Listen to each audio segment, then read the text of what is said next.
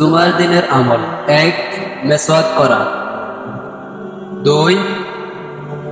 উত্তম রূপে গোসল করা। 3. উত্তম পোশাক পরিধান করা। 4. সুগন্ধি ব্যবহার করা। 5. আজানের পর বেচাকেনা বন্ধ করা। 6. পায়ে হেঁটে মসজিদে যাওয়া। 7. খুতবা শোনা। 8. সূরা কাহফ পাঠ করা। 9. বেশি বেশি দুরূদ শরীফ পাঠ করা। 10. বেশি বেশি দোয়া করা। আপনি তো জানলেন, অপর ভাইকে জানার সুযোগ করে দিন।